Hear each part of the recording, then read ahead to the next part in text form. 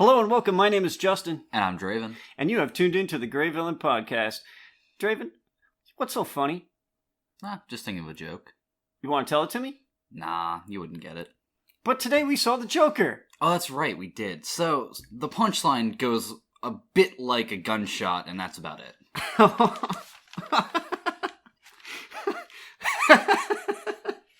I'm not going to stop laughing. Oh, God. Okay, so we saw this in the trailers. We heard his laugh. It sent chills down my spine in the trailers. Seeing him do it on the screen was exactly what I hoped it would be. This movie was fantastic. Oh, yeah, sorry. Sorry for the cold open, but yes, this movie... Here's our non-spoiler. We won't spoil review. it right off. Go see this movie. Good 10 minutes here. Yeah, go see it. It's fantastic. It's exactly as dark as you think, or as I was expecting. I'd argue it's darker than a lot of people thought it was. I think that's why a lot of people didn't like it. Yeah, it's much darker than a lot of people probably go in expecting. The best description I've seen is a buddy of mine posted on his Facebook page just a picture saying, "Do not take your kids to go see Joker. No. If you've seen Taxi Driver, you've only seen half of Joker." Yeah. And it gets darker than I remember Taxi Driver being, but I haven't seen that movie in years. Yeah, Heath Ledger's Joker is bright and sunny. And this movie is abyssal dark. It doesn't pull punches. It shows you just about everything. And sorry, go ahead. No, it's the descent into madness. Yeah, you're watching a man just break. And I loved it. So did I. And we feel bad. And yeah, I on the drive home here, we were talking about this, and that I don't know. So as I'm leaving the theater with you, you asked me how do you feel about it? I'm just like, I'm gathering my thoughts because I really like it, but at the same time, I feel terrible for liking it. Yeah, it's a guilty pleasure to an extreme because this movie is really good. It's fantastic. Joaquin Phoenix gives a amazing performance. Robert De Niro's barely in it, but he plays still the really good. Well. Yeah, he does. Of a talk show host. Late night talk show host. Who's the mom? Penny Fleck, Frances Conroy. She does well. Everyone does really well. Zazie Beetz. Okay, I couldn't remember who that chick was. Yeah, to be honest, there wasn't a single actor who I felt was out of place or not up to par with the rest of the cast. Mm-hmm. It honestly felt like all of these people meshed very well, and their characters all meshed very well. Yeah, I really enjoyed. I really enjoyed the cast, the direction, the writing, the story, just watching this guy break and lose it. And not just him break, but you're also watching Gotham break. There's a lot of symbolism in this, and Gotham and Arthur are very close to the same place at the beginning of the movie, and there's a lot of parallels between the two of them and where they end up at the end. Yeah, Arthur symbolizes the fall of Gotham in a lot of ways in this movie, and they don't ham-fist it. It doesn't feel like they're trying to force that message, but you see it clearly. It's a good way to do symbolism, which not a lot of movies do. Yeah. The symbolism in this just flowed so well that you picked up on what it wanted you to hear, and then it was gone. There was no need to repeat it, and it just felt right. It all clicked into place very well, especially at the end of the movie. Everything just fell right into place. And I can't recommend this movie enough, but do not go see this if you're a faint of heart, if you're a child under 18, or if you're not up to snuff with very dark, gritty humor. Yeah, if you're looking for a happy rainbow movie, this ain't it for you. No, you're probably going to leave this movie somewhat depressed, but in a cathartic way. It felt... That's the feeling I got at the end of this. Very cathartic. because it felt like you're finally watching not the end of a story, but a good end of a chapter. Mm-hmm. Not that I think they're going to do anything further with this. I kind of hope they don't. No, don't do that. But it felt like reading just one chapter of a book, and that chapter closes off with a perfect ending. And then that's it. That's all you needed. You're done. It's a short story with a good ending. Yeah, you know where he's coming from now. I think this gives a lot of context to every other iteration of Joker and why he's messed up. I mean, this is the first time I've ever seen anything close to an origin story for him. I'm sure that there is stuff out there. But... Yeah, there is. There's the only other movie I can recall where we get a backstory of Joker is one of the animated movies that came out in the last few years.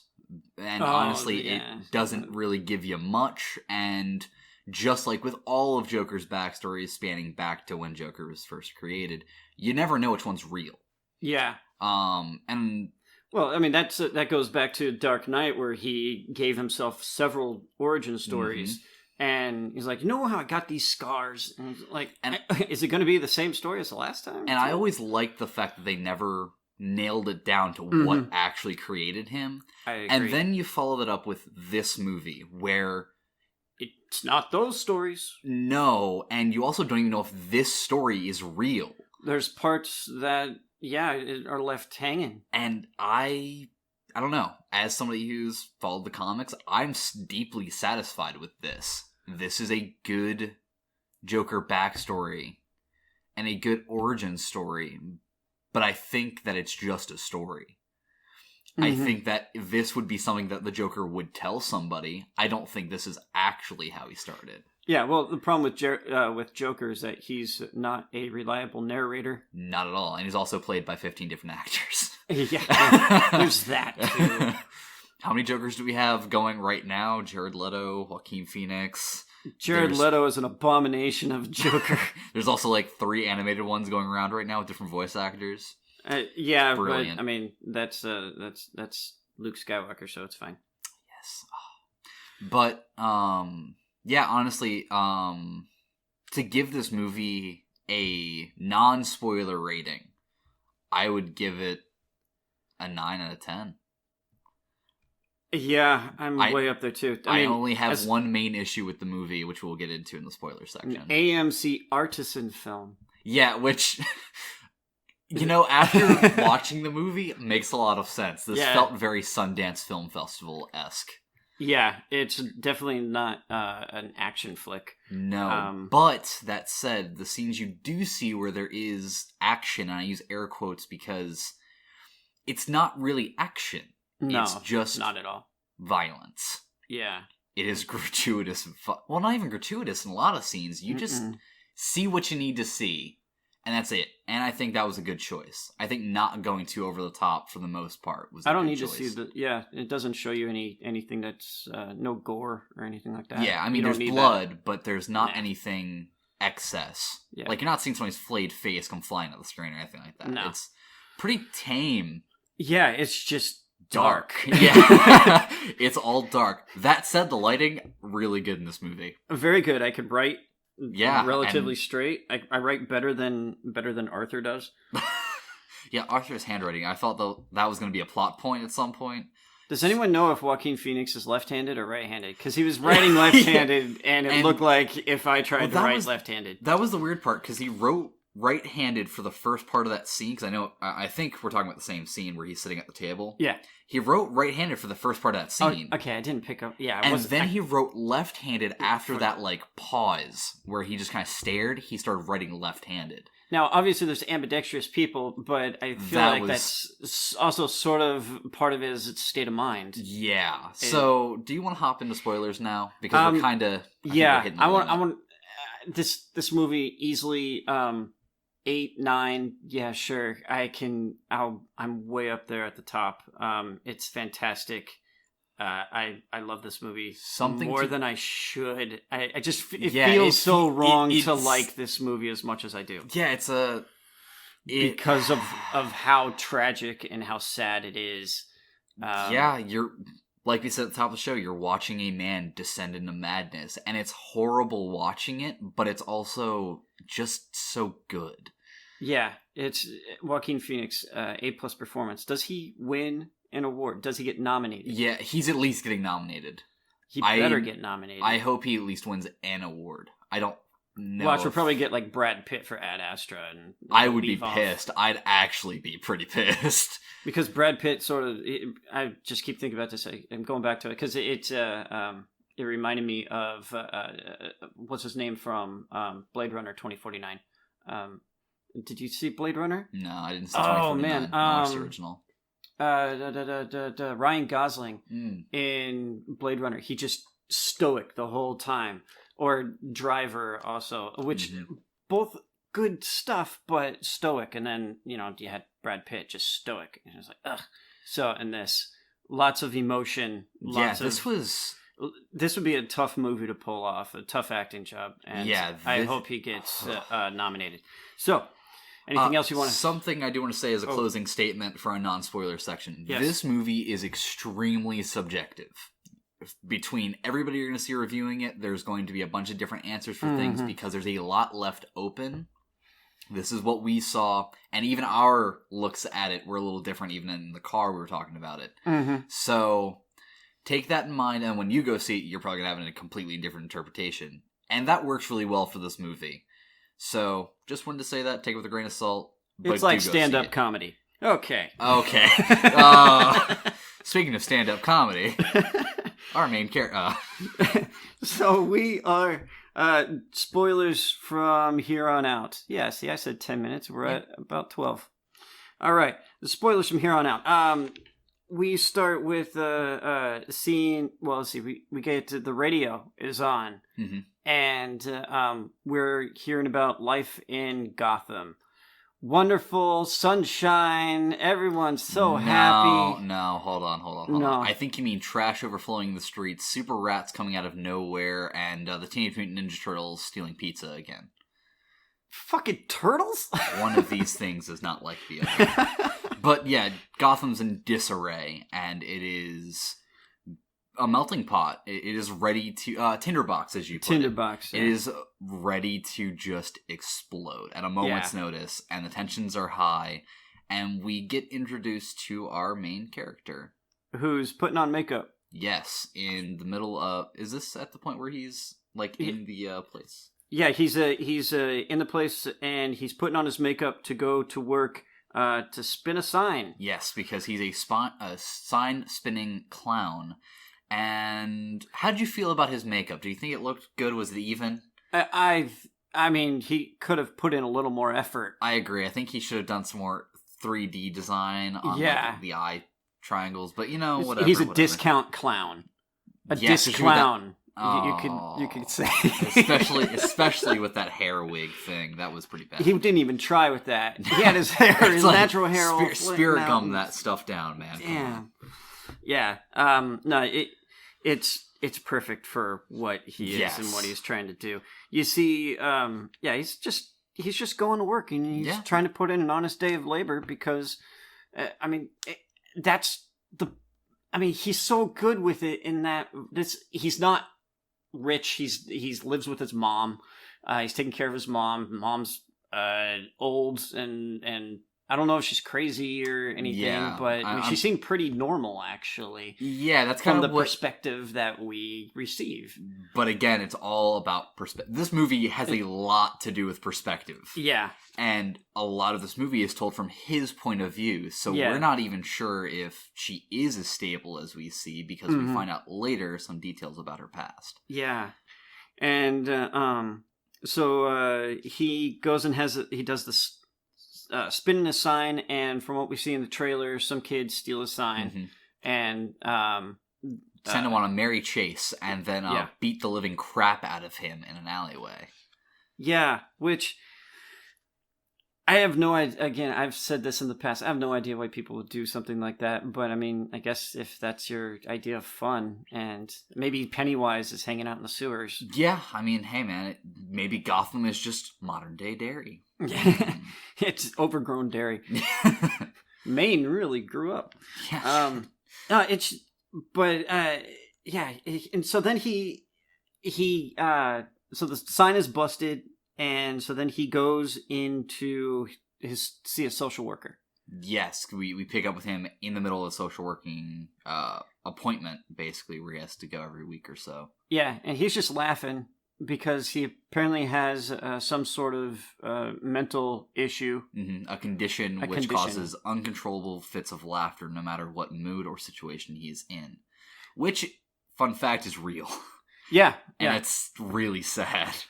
I'm happy I'm, somewhat normal. Yeah, it's incredibly sad, and you do see a lot of that bleed through into his fits. Yeah. Because you can't tell whether he's laughing or crying in a lot of scenes. I think he was trying... So at first it was just showing him framed, and I wasn't sure if he was crying or if he was laughing to try and overcome the crying and try and be strong.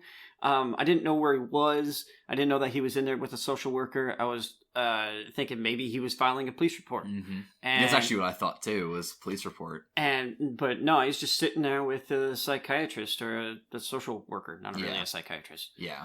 And he apparently has weekly meetings with her because he's a little messed up. And he's a previous Arkham resident. Yes. And he's trying to get more meds, but he's already on a bunch of meds, so it's like, that ain't gonna help you, bro. So yeah, let's see. So we go journal. With that, the social worker brings up his journal, and he hesitates quite a bit to show her his journal, and as she's slipping through it, you kind of figure out why. There's a lot of scribbles and darkness and a lot of sort of stuff. Yeah, just a lot of stuff that, honestly, if that came across my desk, I might just lock you up in Arkham again, just on principle at that point. I don't think that it's really going to help seeing the state of Arkham. No, but it gets him out of my office. Yeah. Because some of the stuff in there is pretty disturbing and on the sexually deviant side of things. Mm-hmm. And she asks him specifically about one line, and I can't actually recall what it was. I think she... I don't think... No. Was that the later one where she asked him about... no, it's the... no, it's the first... It's the... What was it? First one is the only one that he gave his notebook to, but I can't remember what the line was that you're referring to. Oh, I hope my death makes more sense than my life did. Yeah, we do. It does come back to it. Yes, later on. But that is the line that she repeats to him and asks, and we kind of just jump from there. I don't actually remember. We just kind of gloss over that line. Yeah, as it's. It's someone contemplating that life is shit, and you see his life, and you're like, she can't really disagree with him because she's in the same boat with her life. I mean, that's kind of the perspective we're given, is that everybody fucking hates their lives. Yeah, the only ones that are well off are the rich people, the Waynes. Fuck those people. Fuck the Waynes, for one. Yeah. And it's, it's a very dark setting from the get-go. The opening scene is dark, and it just keeps slowly stepping down that stairway. Yeah. So, he goes back home, and you see his mom, and the show's gonna come on. Yeah, and we get a lot of, in these next few scenes, we get a lot of building between what type of relationship they have and how odd it is. Mm-hmm. Considering they share a bed. Yeah, I guess that is a one bedroom. Yeah. Yeah, because you never see his bedroom. Nope, and that's I'm just gonna gloss over that. Maybe they take turns.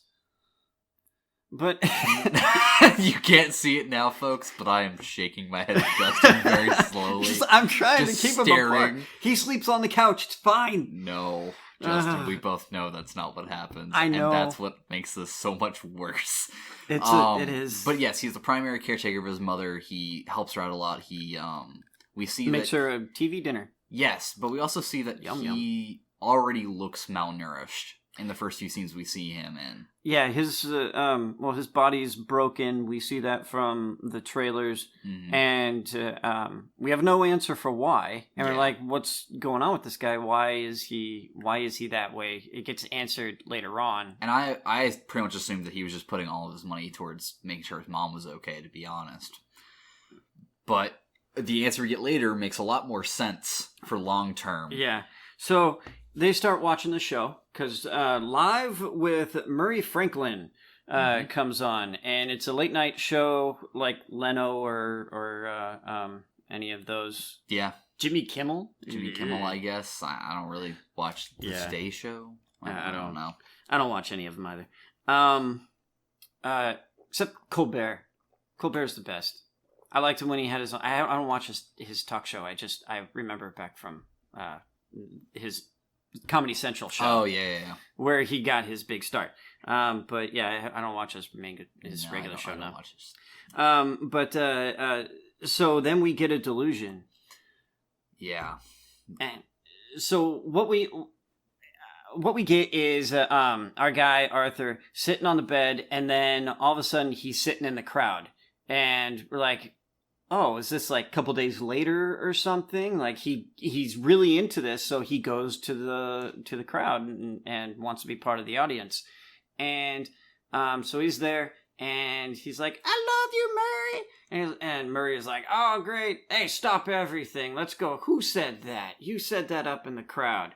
And we get a spotlight on him, and he's like, stand up. Oh man, that's so great that you love me, and starts just this scene, like, talking. So the minute I saw this scene, I kind of picked up on what they were going for. It's the delusion of grandeur. It's a pretty common thing for people with the type of issues we find out he has. Mm-hmm. And it's really, really creepy to watch through, because you get Murray here, his hero, just talking back and forth with him like a normal person, and like egging him on and encouraging him and supporting him and backing him. Yeah. And then near the end, we get these father figure vibes before literally going, oh, if only you were my son. Mm-hmm. And it's just, oh man, you can feel the anxiety from just watching this. And then you realize that he's still sitting there next to his mother. In the middle of this delusion. It's like there's no way that this could ever be true. So about halfway through, you're just like, oh, man. At first, it looks pretty realistic, and then it just trails down. It gets more and more There's fantasy. No way something like this would happen. And it's the first peek into how deep his madness really runs. Yeah, and he's holding it together at first, or you see, you assume that before the movie starts, he's holding it together pretty well, and but then this is the beginning. This is that first edging towards madness, and maybe he's kept some of this. Maybe he's had these ideas in the past, but he's always kept them to himself. And this is where this is kind of the first peak we're getting, and with how intense it is, it's setting the pace, basically, for the rest of the movie, and it gets pretty intense.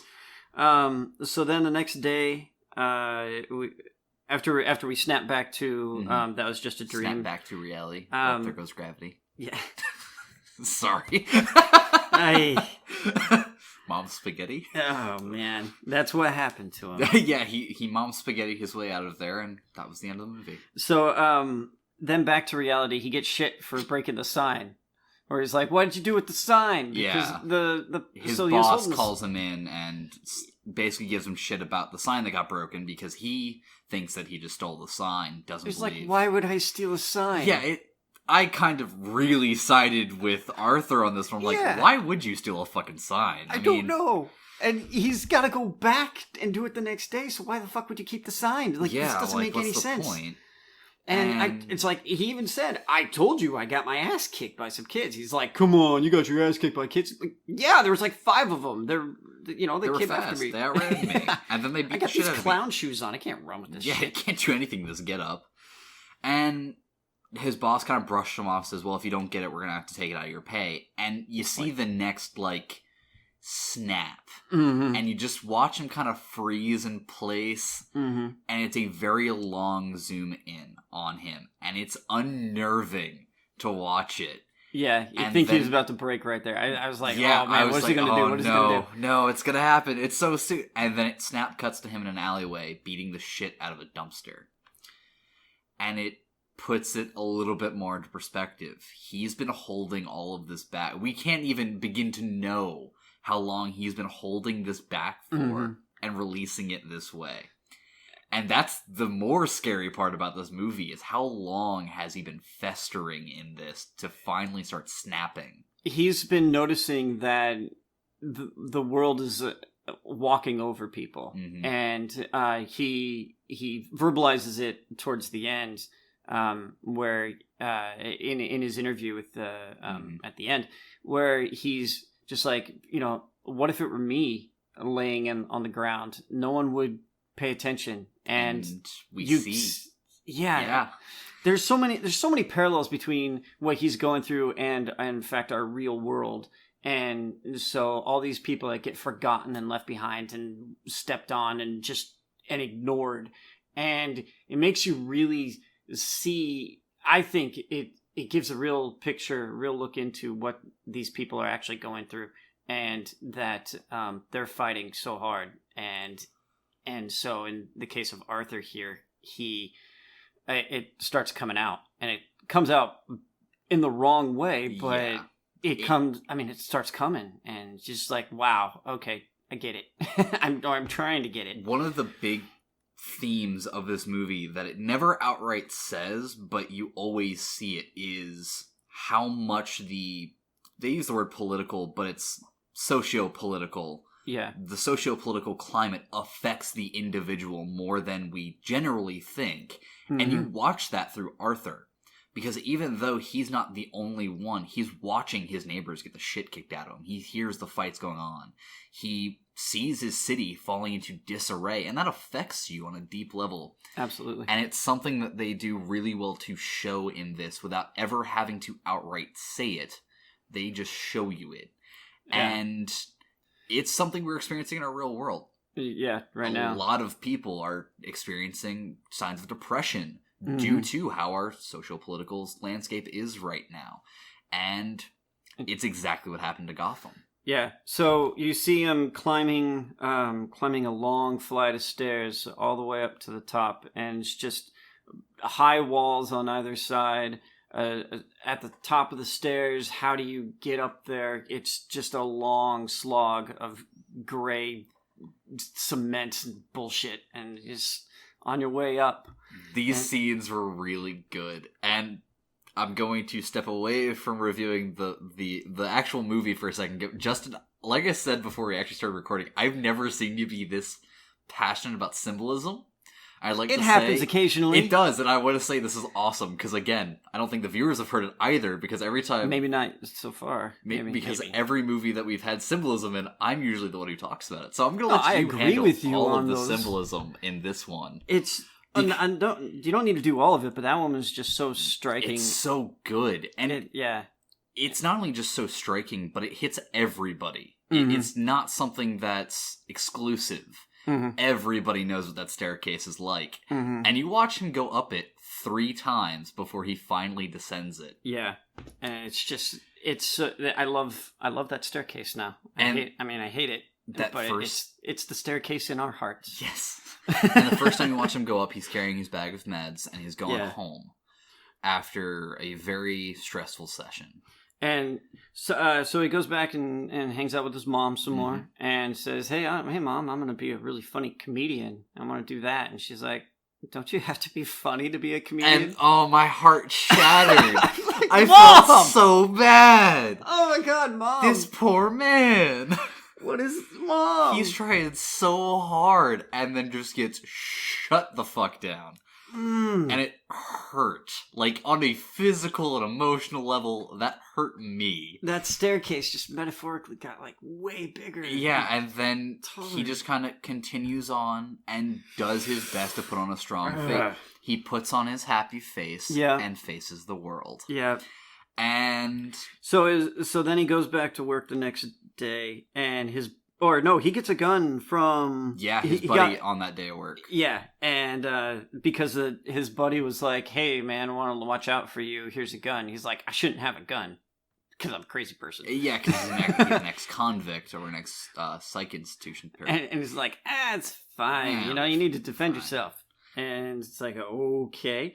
And so now he's in the living room playing around with his gun, and it goes off. Yeah, he's which is exactly what everybody pretty much expected to happen. Yeah. I actually thought he was going to actually shoot himself or his mother, but I'm glad he didn't do either of those things. Yeah. I felt like it would have been like, what movie was that? There was a movie where a guy he just found a gun, he was playing with it, and somebody walks in the room and he panics and immediately shoots them. Oh, you mean like a police officer in Texas? Oh, yeah. So we see him shoot the wall and then freak out and turn off his TV and go, "Oh, I'm just watching a war movie, Mom." Why is there laughing? There's a laugh track. And there's also lots of music. He's watching a musical. Musical with gunshots. Yeah, that's great. So, but on the elevator, as he was going up to his apartment, he met our girl Domino, Zazie Beetz. Domino from... I thought I recognized her. Okay. Yeah, I was like, I know that chick from somewhere. She played Domino in Deadpool 2, and Zazie Beetz has a daughter, and they have a small interaction there in the elevator, but it seemed to end weird. But yeah, and it also sparks something deep down inside of him. Yeah, and so the next day... he starts stalking her. He follows her to wherever she works. Followed her to the kid's school. Followed her to, I assume, her job. Yeah. And then he goes to a stand-up show. Mm-hmm. So we're getting a look around to all the major players, all the places, following him around. This part's a little slow, but, you're getting into some of his psychosis. I also think it was much needed to have this so slow because we opened up pretty hard with a lot of the stuff they showed us, and then it slows down a little bit, and it ups the pacing a bit, and it just... Yeah, I have no problem with it. It's just, so for good. Notes, it gets a little boring. So then he's there at his house again, or at his apartment, and the chick knocks on his door. And he's like, "Hey, baby, how you doing?" He doesn't say baby, but... No, he's extremely awkward. And every social interaction you see him in, he's kind of fidgety and awkward and doesn't want to be there. Yeah, and she's like, "Oh, you're so funny." And he's like, "Well, I'm a stand-up comedian, so why don't you come to a show?" And she's like, "Okay." And I'm like, Interesting. From the interaction, that's... Especially because it started with her going, "So you followed me." He's just like, yeah, that's right. It just comes right off, and it's like, she's okay with that? Also, her second line out of her mouth was, "I was kind of hoping you'd rob the place." Which, given what we find out later about this interaction, makes a lot more sense. Yeah. But they go their separate ways kind of flirtatiously, and he goes to continue playing with his gun. Yeah. And so let's see, chick comes by, then we see him the next day at the children's hospital. Oh man. Where he's stomping around having fun with the kids, because as clowns do, and then he did not properly secure his firearm. Yeah, he fumbles his gun, and Oops. I Butterfingers. He fumbles a .38 special revolver onto the ground and then scrambles to grab it, and then kicks it away. Yeah, it's pretty bad. Let's see. Then he's on those. So then he gets a phone call from his boss. And his boss is like, "Dude, why did you have a gun?" He's like, it's a fake gun. It's for my stand-up, or it's for my routine." And he's like, "Yeah, I'm not buying it. Hey man, you're fired." And so then he's on the subway, and there's these three drunkies on the subway, and drunk guys work for... We later find out they're financial guys that work for Wayne Enterprises. And they're hitting on a chick, throwing This French poor fries girl. and shit at her, and she's Yeah. just sitting there. They're belligerently drunk and just annoying the hell out of this poor woman on the subway car who's just reading a book. Yeah, just let her have her book. She doesn't want your French fries. She doesn't want you. She doesn't want your French fry. And of course, our main man, Arthur, starts laughing as part of his condition. Bad timing. Very bad timing. And it calls the attention of these bad folks who kind of slowly make their way over. And the way this scene is shot made my skin crawl. Because they're just so slow and methodical. And the scene draws out for so long. The tension builds and builds. Dark subway lighting, and they're just moving down the hallway slowly towards him as he's just sitting there. Arthur's laughing, just going laughing. out of breath, having issues controlling it, Yeah. and slowly they kind of inch up and they finally get within striking range, and they're just interacting with him at first. And I was kind of confused, and then they start beating the shit out of him. Yeah. Like, start attacking him and kicking him. They have him on the ground, they're punching down at him, and you hear a gunshot. Bang. And the way you see it is from the outside of the train car, all you see is the flash. Yeah. And then you watch one dude drop, and it was a clean shot. And then he shoots his other buddy twice. And then he shoots the last guy in the leg. As he's running away. And, oh man, this chase. The subway then stops, and they're doing the whole, are you getting out? Are you not getting out thing? And so the guy's been wounded in the leg, so he's not moving too quick. And he gets out. Arthur follows him and tries going up some stairs, and Arthur gets to him. And shoots one shot, and then shoots another two. So if you count, he shot 7 times. My first instinct was, fuck, they didn't count the bullets. Then I remembered, my grandfather owns a .38 special that has 7 shots in it. Yeah. From that era.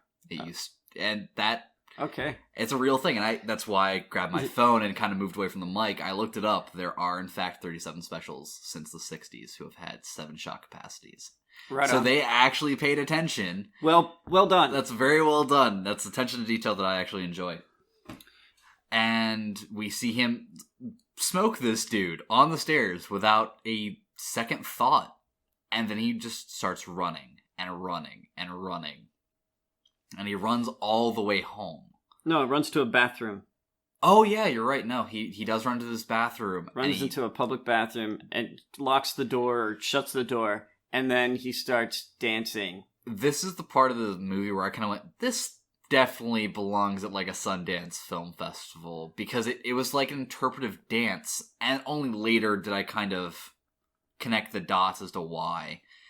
He's slowly, at this point, he just committed the first violent act he has done so far. Yeah. And it cracked all that armor he had built up to get rid of the emotions in a different way.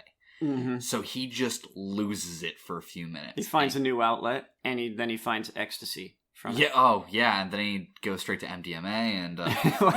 No, I mean, it's an internal drug in this case. This poor guy just... He's in this bathroom dancing and slowly swaying to his own beat, and then he starts heading home. He composes himself in that bathroom, mm-hmm. and then he heads home. And he was wearing makeup as well, mm-hmm. so that becomes a big thing because he's seen by people. The terminal was empty, or at least that platform was empty where he murdered the guy, but other people saw him running out of the terminal. Yeah. So it becomes, and he gets made. Oh yeah. He heads the clown. Home. Oh, look at this clown! And he throws his laundry bag that he'd been carrying with him since we cut into these scenes. He throws it over the banister of his apartment complex, and right here I started having doubts about what we were seeing. It's kind of one of the first occasions where I really have a doubt about what we're seeing. And he heads straight for somebody else's apartment. And it turns out to be the woman we saw earlier with her child. And he walks straight in and starts kissing her, and then it cuts. Yeah. And it's like, what's going on here? This chick is so far out of his league. What does he do? Yeah, is this real? It hits a very... What do you mean? This is MJ going for Peter Parker level of, what the fuck? Yeah. And then I actually don't remember which scene follows this one. So then we start seeing population taking the side of the killer. Yeah. We news get introduced to the first news report of the killer. Yeah, news report saying there's a guy. Was he wearing a mask? Was it just makeup? But people seem to be actually on the side of this guy because we learned that the guys were workers for Wayne Enterprises, and so they were wealthy and they were doing shit, and it's like, and there's so much pent up rage towards the more affluent within the city that people are ticked off, and rightly so. If you had seen the city, I mean, it makes some sense. And so then we go to the second social worker meeting. Yeah. And where he learns that they are cutting funding, so things are only getting worse. His mother keeps talking about how great Thomas Wayne is, because she used to work at Wayne Manor. She was a person. She worked there for 30 years or something. She worked there 30 years ago. 30 years ago. And she worked there for a few... I don't remember if they ever call out how long she worked there, but they did say 30 years ago. She was some amount of time. She had been sending letters to Wayne Manor and in hopes of a response. We don't know what it was about. But she's like, did you check the mail? And he's like, no, I didn't. I mean, I checked the mail, but there's nothing there for you, Ma. And so let's see. Then he actually goes and does his stand-up routine. After we learn about the funding cut, and then he's like, where do I get my meds? And no answer. Yeah. I think he's off his meds at the... Yeah, he does mention in a later scene that I went off my meds, and I'm feeling much better. Things have been great. And, sometimes you just need a new outlet. Yeah. So his stand-up routine is... It bombs hard. Well, yes and no. It did bomb in his way, but instead it got him a lot of recognition to his idol. Because it sucked so bad he got laughed off stage. Yeah, and someone was filming it as they do, with a camera phone or something. Here's also the first showing of the differences between perspective. Because remember, when he was on stage, when we were actually watching the scene, when he did his arm spread, people started laughing. Yeah. But in the actual recording, there is no laughter. But also in the nightclub, we do in fact see the woman from the apartment, a few apartments down. Yeah, sitting in the back. Because she had been invited, and so she's going and showing support. And she laughed with them. Yeah, she seemed to really enjoy the performance, and so you get this idea that, maybe it wasn't so bad. But I immediately knew that it bombed. Yeah, and the scene after this, they're walking, presumably home, and they walk by a newsstand, and it has a picture of eyewitness reports of the clown. It's a very drawn-up, cartoony-looking... scary clown, and you watch as he walks up and just kind of smiles at it as he recognizes what he has done. He smiles at it. He realizes he's getting recognition for the first time in his life. He's really beginning to get a platform and stand up and be seen. And then the girl comes up behind him and puts her head on his shoulder, and she seems to like it as well. And she kind of reaffirms his beliefs that no, those guys from Wayne Enterprises fucking deserved it. Yeah. And that's kind of the first push he gets. Yeah, he starts, it's all up in his head, it's getting that... He's getting the wheels turning. He's starting to get positive reinforcement that he needs, and whether it comes from a real person or not. And with done, they move on. Then we find out Thomas Wayne is daddy, so he reads the letter. Yeah. So his mother wrote another letter. She has very nice handwriting for being old and messed up, but she has very nice handwriting, at least from his perspective. And we read it, and it says that Arthur is her and Thomas Wayne's love child. So he is brother to Bruce Wayne, technically. And that was kind of a, oh shit moment. Yeah. And I wasn't sure what to make of that, because that would have been an interesting take on the backstory, but definitely not one I would have seen coming or really approved of. And he kind of hyper-focuses and obsesses over this fact, and goes into a rage at his mom for not telling him, and scares her so badly she locks herself in the bathroom. And eventually he's able to calm himself down on the outside enough to convince her to talk to him. And she's like, I can't say anything. I signed paperwork and stuff. I mean, if it was you and if you were really Thomas Wayne's son, what would they say? And he's like, what would they say? Yeah.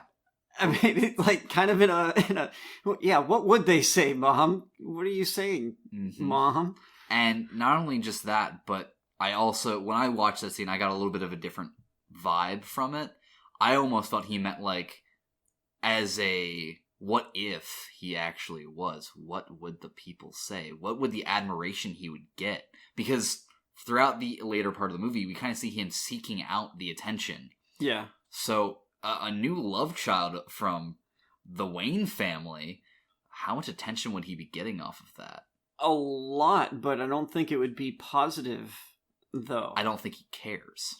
I mean, I think from his perspective, he would like it to be positive. From her perspective, from Mom's perspective, it's like, no, because you're kind of like a messed up kid, and that's not good. You should not be in the public eye. But from his point of view, any attention is good attention, especially with what we find out about his past later. Yeah. And also we see a news report from Thomas Wayne. Oh yeah, that he's like, don't hide behind a mask, and all the people in Gotham are just clowns. Yeah, and that started Viva la Revolution. Yeah, so we get the more clown iconography. A lot of protesters start dressing up in clown makeup and masks. Yeah, and so let's see. From there, we got. Things really pick up starting right about here. Yeah. So then we got Arthur going to meet... he goes to the manor, and we see Bruce Wayne just hanging out next to the gates. Well, he was playing on a playset. I guess next to the front gate. Yeah, which is dumb, but he at least has a reason to be there. And we have a little bit of interaction between them, and I don't know how I felt about... I felt super creeped out the entire time. I was like, oh god, is he about to snap this kid's neck through the bars? I kind of hope so. Well, that's the end of Batman, jeez. Well, because I came in expecting Batman wasn't going to be in it at all. I came in expecting this to be completely closed off. I'm kind of glad it wasn't. I'm glad we got what we got.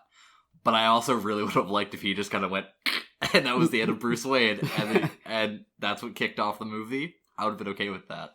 Yeah, then I think that would put a different spin on the entire movie, and that you would think that it's not all there. It's not all real or yeah. And yeah, at that point it is a little bit of too much of a nudge into the in reality of it all. But it would have been funny to see. So we get it's not necessarily Alfred, but we assume it's Alfred. We can assume it's Alfred. Is there, and he's like, yeah, dude, your mom, she's a liar and bonkers and all that. And he's like, don't you say that's about my mom? And so then that also kicks off his doubts about his mother, and we see him eventually go and learn about or try to find her backstory, as he doesn't seem to recall a lot of his early childhood. And do you just want to touch on that now, since it's like one scene that comes a little bit later, but it doesn't really affect anything else we talk about. So his mom goes to the hospital. Well, first off, his mom goes to the hospital because a couple detectives come by the apartment and question her about the murders on the subway. About his whereabouts those nights. And then she has a stroke and ends up in the wonderful hospital. A beautiful place. Yeah, great care. Sure, best money can buy. This reminds me of the Misery Hospital from Stephen King. I'm waiting for the sledgehammer to come out for operations. And so then he goes back home, and so he's dealing with his mom, and again we see the chick from down the hallway, and she's there with him at the hospital, kind of consoling him and supporting him. Mm-hmm. And then he eventually goes home, and he gets on to Murray's show. Yeah, he gets a call from... No, they first show the clip. Oh, yeah. And then of his stand-up, and he gets roasted by Murray. He gets treated like crap by Murray, and the entire crowd laughs at him, and it slowly wears down on him. And he kind of watches. At first, he's kind of with it. He's in the spirit. Oh, yeah, look at me, I'm on TV. And then slowly, you just watch that smile fade, and then he just looks dead inside. Yeah. And it is one of the pivotal shifts of his character. Because he's okay. So at first he was getting built up. Mm-hmm. He got a girlfriend. He got stand up. He's now Thomas Wayne's kid, and he was able to find a new outlet for his problems. And then it's all coming crashing down because his mom is a psycho, and he's not.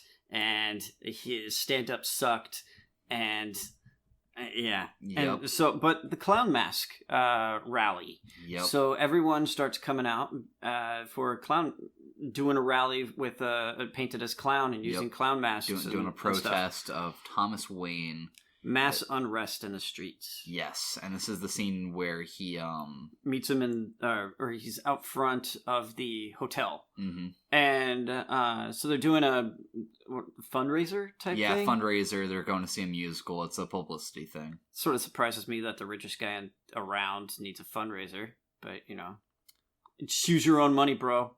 You own everything. Why would he do that? He's got to keep enough money so that Bruce Wayne can have Wayne Enterprises so that he can get his sweet-ass Batmobile. That's true. And the tumbler. That's true. And the suit. That's true. And the A-10 Warthog that they use later in one of those Dark Knight movies. And literally everything else. The Bat Bike, the Bat Copter. Jesus Christ. The Bat Cave. Where's the shark repellent? He needs to come up with that too. Jesus Christ. You could not have timed that worse. Oh my god. I have water in my sinuses now. Oh. It's gonna bug me all day. Nailed it. That was, yep, okay. That's how you get some comedic timing, Joker. Okay, moving on. So, we meet, Arthur goes in, puts on a bellhop costume, and goes to, and they're watching a black and white it looks like Charlie film. Chaplin. Yeah, I don't know. He was on roller skates. I don't don't know what it was. Yeah, it was a silent black and white movie where there's like dancing. And everyone was I thought it fit what they were going for in the whole scenes and the whole movie. I feel like this was a good pacing thing. It was a good kind of give him a moment to reflect and kind of have something else, because you see him actually get kind of happy as he's watching this, and it lifts his spirits up a little bit, and then he notices Thomas Wayne in the balcony. Yeah, and then he's got to go take a piss. So in the middle of the movie. Yeah, so what does he do? What a douchebag. You go before or you go after. Just hold it like a goddamn adult. When you're that rich, does it matter? Yes. No. He would. If he's that rich, he would have a person with a cup. It just has a catheter permanently in place. Yeah. I never pee on my own time. No. But he goes to the bathroom, and Arthur follows him in there, disrobes from his bellhop costume into his normal clothes, and then kind of stares creepily at Thomas Wayne until they start interacting. He's like, hey, what, you want to come over and hold it? Yeah. Why are you looking at me, bro? I kind of wish that's what he would have said, but... Oh, that would have been so good. What, you want to come here and hold it for me? I need another set of hands. These balls, they're so big. I gotta get me some cheesesteak. Some fucking pizza.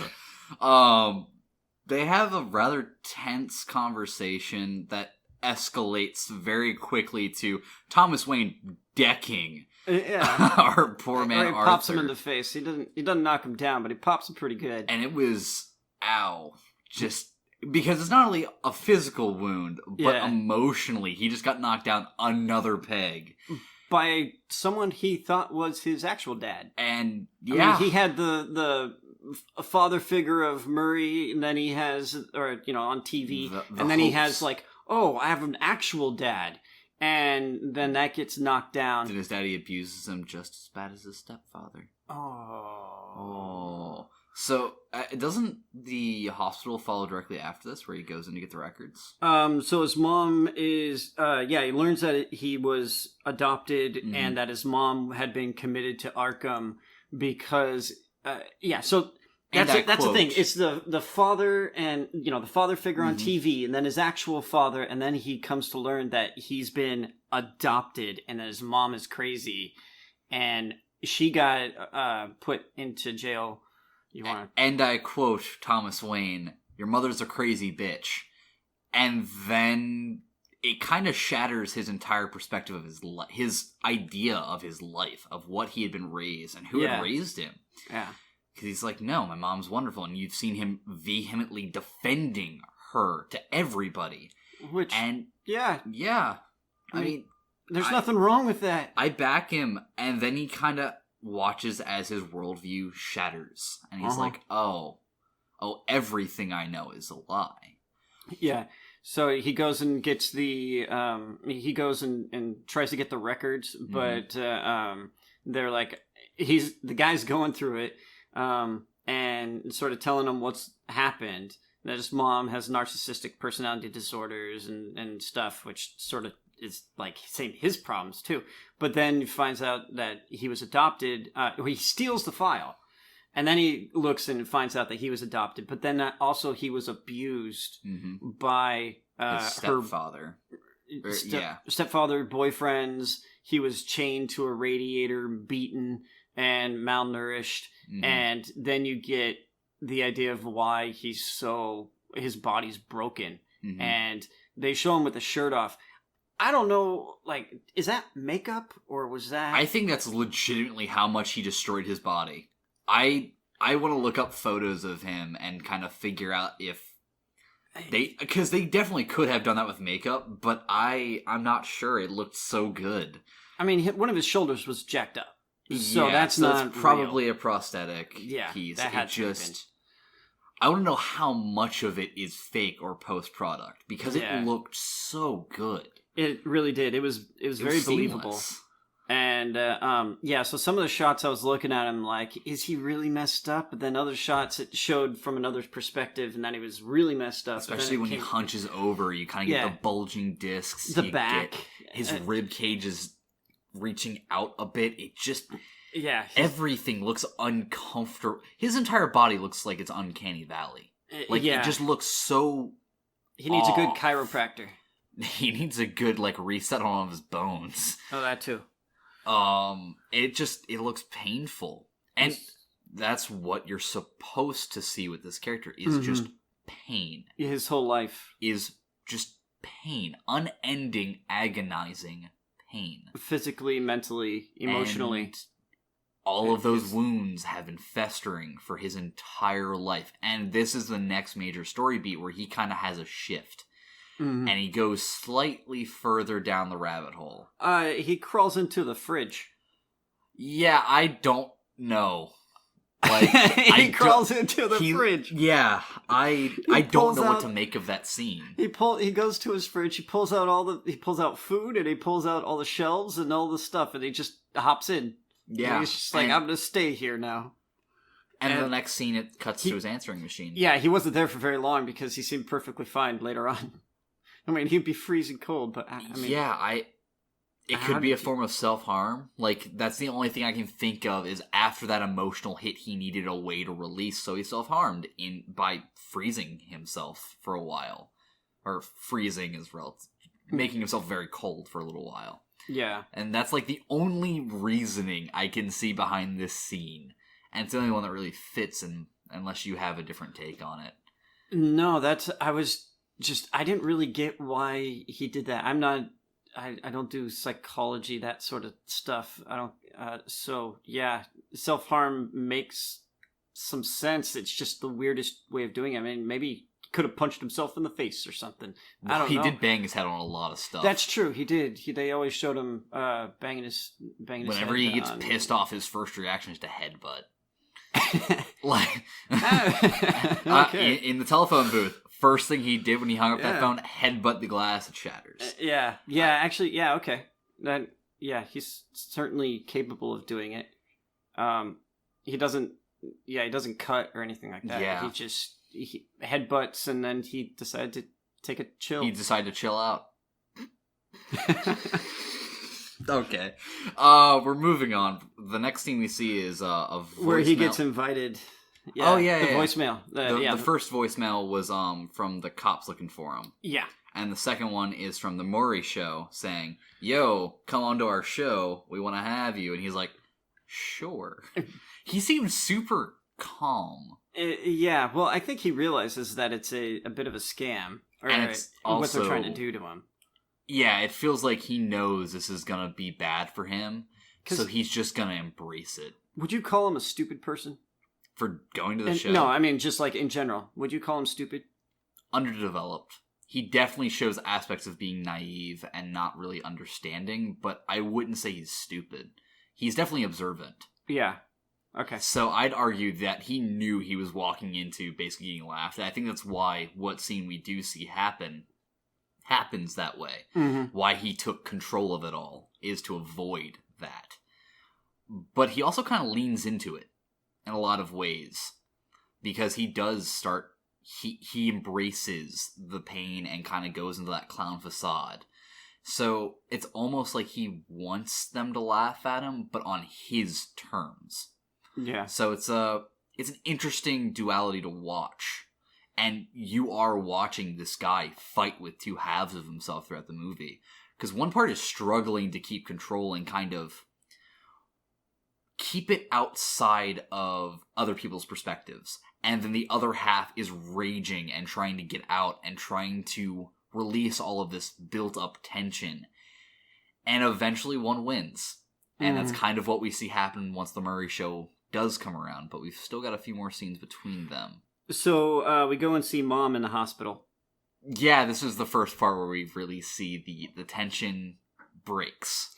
And this is where you get the line, Mom, this is the first time in my life I've seen my life not as a tragedy, but as a comedy. Yeah. And that line... That's what you're just referring to, I think. Yeah, and it hits so hard because they don't play it up. There's next to no music. They don't try to play it up. They don't give him a big booming voice. Mm-hmm. He just keeps the same tone. He says, for once I finally see my life as a comedy. And that's when you really see his character twist. Yeah. And finally make that choice. Yeah. And he grabs his mom's pillow and smothers her. Smother mother. And my God, this scene hurts to watch because they don't cut away. No. You get a slight slow zoom on his face. On him. Yeah, you don't see Mom, but you hear her thrashing. And she's fighting and struggling. You hear the heartbeat monitor slowly going up higher, and then it drops. It doesn't even give you a tone. It just, it ends. And he stands there. And no one cares. Yeah, here's another part of the movie where we don't really know if that's actually what happened. Yeah, because the unreliable narrator that we have here... kind of makes it very hard to clearly define what's going on. Yeah. I really enjoy movies like this. Like, one of the big things is something that actually just came to me is, what if that's metaphorically him killing off his how he sees his mother? So maybe she's still alive, you mean? Well, especially because we don't even know if any of this really happens, which it's unpopular. I don't even like it, but we don't. We're going to touch on this in a couple minutes here. But we don't... That's an interesting way to look at it, I think, is that instead of him actually killing her, it's killing off his idea of what she was to him. Like, the term, you're dead to me, that's the visualization of you're dead to me. Yeah. Or it could just be multi-level, because a lot of this movie is super... Yeah. vague. So in these scenes, we also get cut back to all the scenes without the girlfriend there, or without his girl, and you see that he was just playing it all out of his head. And that scene really kind of sets his psychosis into perspective. Yeah, so he goes back home and he just goes into her apartment, which is unlocked, which is strangely unlocked with as much crime and shit as happening. And you have a daughter, lady. To me, almost felt intentional with how it was unlocked, but as soon as he stepped in and started touching stuff, I immediately went, "Oh no, no." Yeah, and so then he goes and sits on the couch, and she comes up, and she freaks out. Yeah, she scared the fuck and she's out like, of him. "You're in the wrong apartment," and that's that's it right there. And you're just like, wait.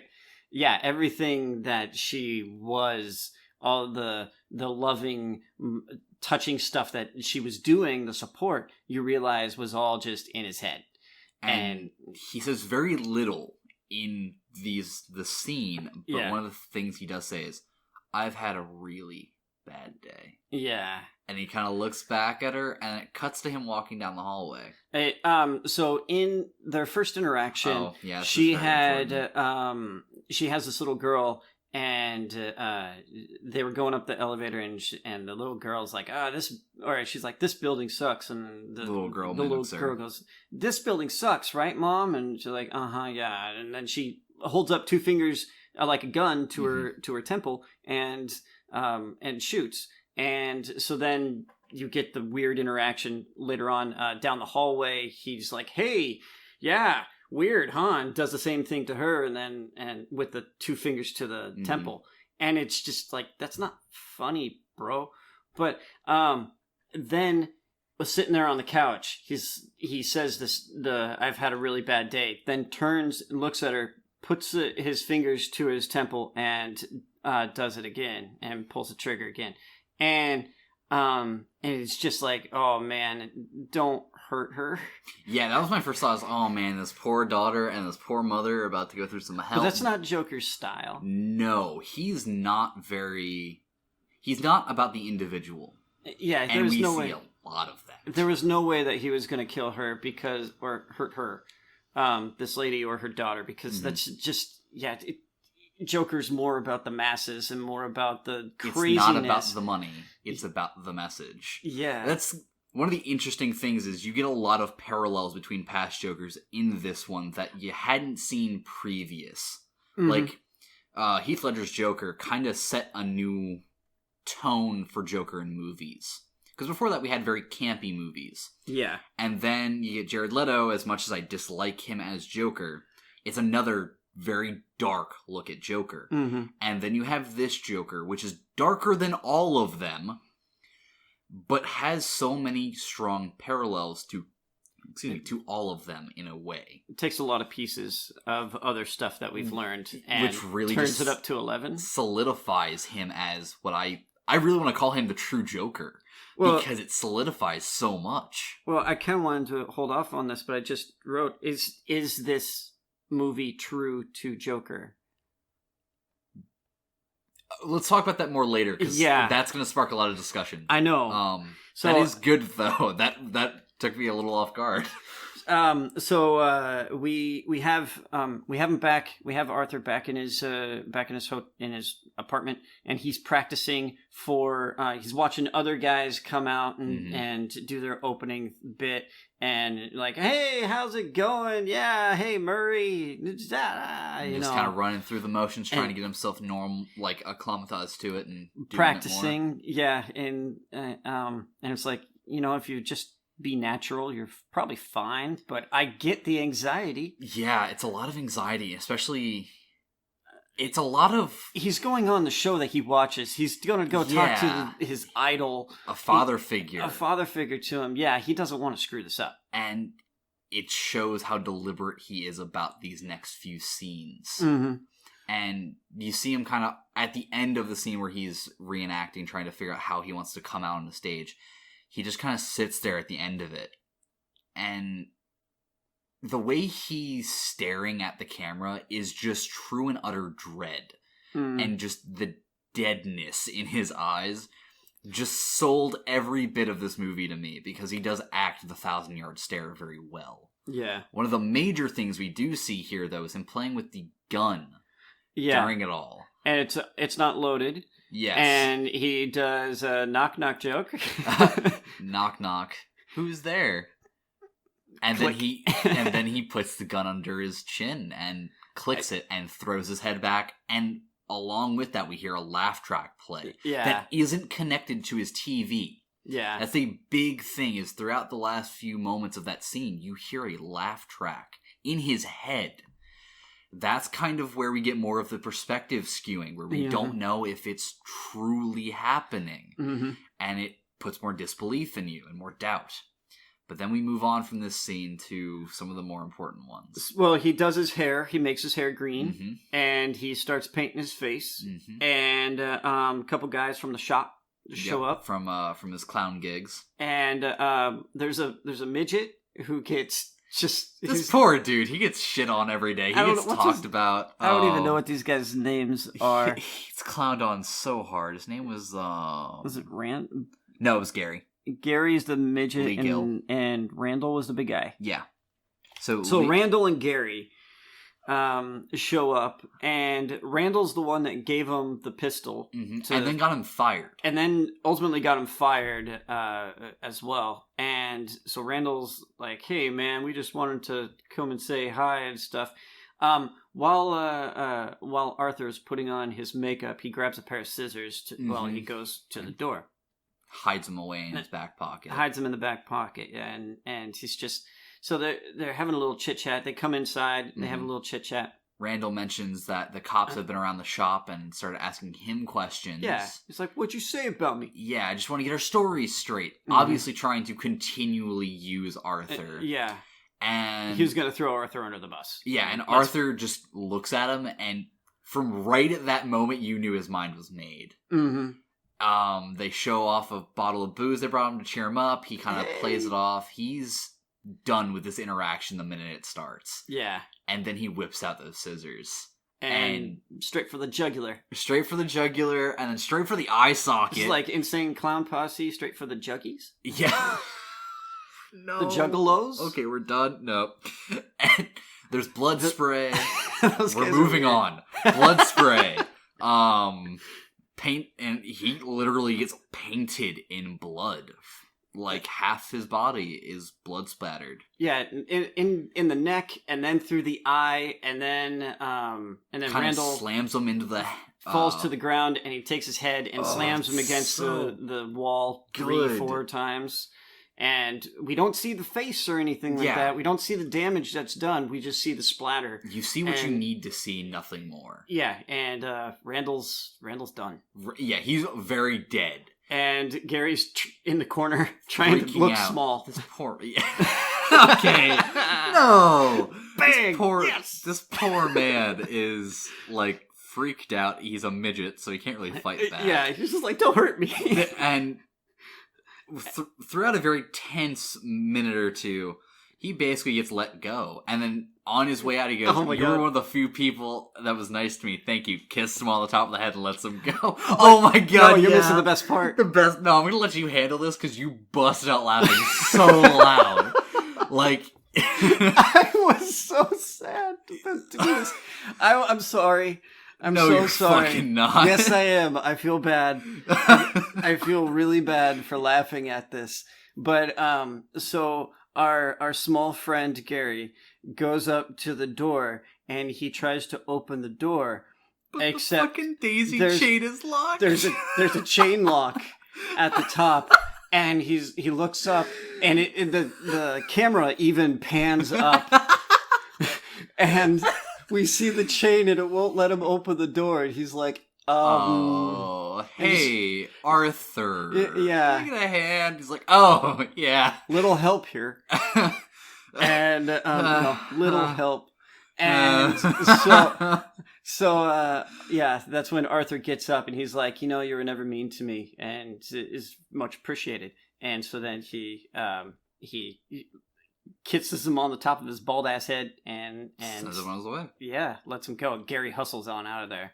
as fast as his little stumpy legs can take him. And then he finishes his getup because tonight is the night of the big protest. It's the night of the big protest, and it's the night that he is going on Murray's show. And, but, you know, that is really nice that you have these two things happening at the same time. I mean, it's sort of, you know, super awesome that it happened on the same day. Yeah. As luck would have it. As luck would have it. But how do you like this look for Joker? Like his outfit and his makeup and stuff. How did you like it? I thought it was fine. It was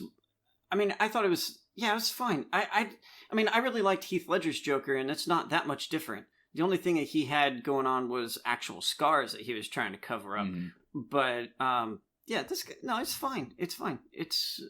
I like that there's different interpretations, slightly different interpretations of it, and I think they pulled it off well. Okay. I very much liked the design. I liked how different it was, but how similar it was to everything else.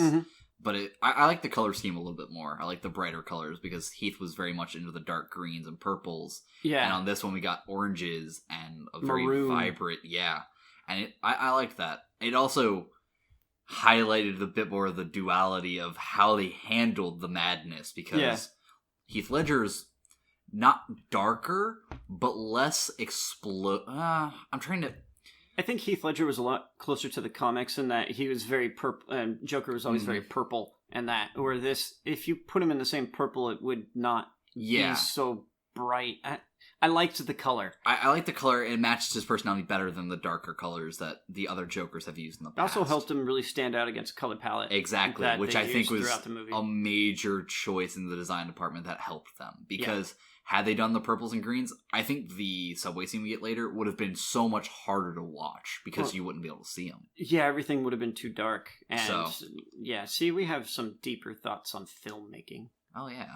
I really liked it. I liked I did too. I liked the change. I also like how his personality changes as soon as he's in the getup. Yeah, he's immediately in the zone. It's his costume. It's his state. He goes straight into character and gets ready to go. And he heads straight to No, he goes down the stairs. So every time you've seen him on this damn staircase, it's climbing up and trying to get higher, and it's starting at the bottom. You see it, and each subsequent time you see him a little bit higher up, and now he's in his getup, and he is dancing down the stairs. He is so happy. He's thrilled with himself, and it's just the metaphor of that staircase and what's happening throughout the film. I love it. I love that staircase so much. Descent into madness. I love it, and at the top, two police officers. The police officers that have been after him this whole time. Yep. I assume our little friend told them the story. Yeah, because they show up pretty conveniently. It's also very convenient that he had enough time to get ready. Yeah, there's a little bit of convenience that happens in the movie, but unreliable narrator. I mean, exactly. We don't actually know anything. The only reason I can say without a doubt that Randall is dead is because there was another witness. Yeah. The issue with a lot of the other stuff is there is nobody else to corroborate the story to figure out if there's a different perspective there. Yeah, well, like his mom, I mean, where are the nurses? And then also the EKG machine just like... It didn't flatline. Yeah, it didn't flatline, it just stopped. So, there's a lot of moments, a lot of small things where you're like, is that really what happened? Yeah. But he starts running from the cops in a pretty tense chase scene. And, he runs through, he gets hit by a car. Yes. Shatters the windshield, which, holy shit, dude. And he just gets up, keeps going. Well, windshields are built to be shattered. Oh, well, I guess when you've been beaten as a child, this is another windshield's not too much of a thing. And, so then he gets to the subway and, jumps in the clown car. Mm-hmm. Stop! Justin, you should not be proud of that. Justin, I am disappointed in you. I'm just trying to be as funny as our main man, Arthur, here. And Stop. Just another. That's even worse. Just another Joker. Okay. You're gonna keep me going. No, I'm so done. We're done. Podcast is over. We're disbanding. The band's done. And you mean I have to go on my villainous exploits by myself? Mm-hmm. Damn it. You're off. You're off white exploits. Not even gray. It's dingy white. It's the grimy white. It's the eggshell. Oh man. But yeah, he gets hit by a car and he starts running. Gets into the clown car, as you so eloquently put it. And where everyone is headed down to the rally. They'll all wear masks, they'll have signs, they're already gearing up for protests. Riots. Yeah, really riots. I can't believe that they would have been allowed to assemble as quickly. I mean, this is almost like V for Vendetta type. Everyone wearing a mask. Do you remember the riots that happened 3 years ago in Baltimore? Oh, well, no, not really, actually. Well, it made national news, so I'm a little shocked. Well, I live on the West Coast. We don't care about your side. That's fair enough. But yeah. I remember some, but they didn't really talk about it that much because it's like... Yeah, it is the other coast. But because it happens so close to the nation capital, it was blaring all over my TV set. Yeah, you were in Baltimore, were you not? Yeah, the riots also started on my doorstep. What did you do? This time, nothing. But, a crowd amassed about that size, probably around the same size comparably. Mm-hmm. It happens. It's just... Yeah, you gotta break them up. I mean, well, I guess we get the WTO stuff, and the anarchists over here. Mm-hmm. They come up from Portland and stuff because they're all weird. Yeah, we get the different side of that crowd over here. Yeah, and we got our own weird versions everywhere. Yeah. And so the cops are chasing our boy Arthur onto the train, and he grabs someone's mask, and then it starts a fight. The fight creates enough chaos. My clown mask. Creates just enough chaos for the cops to get bundled up into it, and a cop accidentally shoots somebody, which I don't think he accidentally shot him. I think he purposely shot him. You think he purposely did it? Yeah, I was actually thinking that maybe it was the guy going for his gun. Yeah, that's what I thought. And so then it would be on purpose. But that doesn't go over too well with the crowd. Yeah. And they get their shit kicked out of them. Like, literally... I'm surprised they survived. That's what shocked me. I really was hoping they'd say they all died. Yeah, that makes a lot more sense for that Why group would of they people. Stop? Yeah. I mean, and then who got to them to save them? Yeah, especially in the area of Gotham, we keep seeing things take place. You were in the subway. It's these slums. And that's why all of these people are the same, like, all doing the same thing. This entire demographic wants the people above them dead. Everyone would get their shot in on these guys. Yeah, and there's no way those cops walked away. Unless you sent the riot police down there to try and save them. But no one knew that they were there in the first place. But they, for some reason, make it out, and he escapes and gets to Maury. Yeah, Murray. Murray Yeah, Franklin. It is Murray. Yeah, not Maury. He doesn't have wrong late night show. You are not the father. Oh my god, that should not have cracked me up so much. Yeah. But that fits a little too I have good comedic timing. Take lessons, folks. I just cackled. Yeah, you did. I'm gonna fix that in post. No, you're not. I'm really funny. He laughs at all my shit. I'm just gonna cut that entire joke out. There's this entire 5-second dead air, and then back to your regular scheduled programming. So we then get him in the makeup room, as he ended up our boy ended up in the makeup room, mm-hmm. and then we get Murray in there with his producer, mm-hmm. and they come in, they see the makeup, and they're like, "What's with the makeup?" And he's like, "It's nothing political. That's not the point of this. It's just part of my act. It's part of the act." And yeah. And so they're like, "Okay, well, just come out and we'll do this." And like, "Well, what if we was just like a minute or two or something? I don't think you should be doing this." And it's like, "No, it'll be fine. We'll do the whole the whole shebang section." Murray's sticking up for Arthur in Yeah. a big way here, and Arthur's like, "Oh, thank you, Murray." It's kind of reaffirming his hopes again, and you kind of watch him get a little built up by it. I think he went in there knowing full well what he was going to do. I think so too, but I also think with how it goes out there, with how at first he's kind of going along with it, and then he slowly cracks. I think if he went there with the full intention of shooting him, he wouldn't have bothered with all the lead up. Because he hasn't before. He wants to be on screen. He wants to be on screen, but he did that anyways after he shot him. Oh, What? well, he wanted to get out on screen and do the thing and see how people reacted to him. Agree, and he wanted to get his voice heard. I don't think he would have stayed out there that long if he fully intended at the end to kill him. I think he went there with the plan to do it. I think this softened him up. Because you do watch him kind of fall into the gig, and then slowly, as Murray keeps talking and prodding him, he just drops down into the, fuck it, we'll do it the way I originally intended.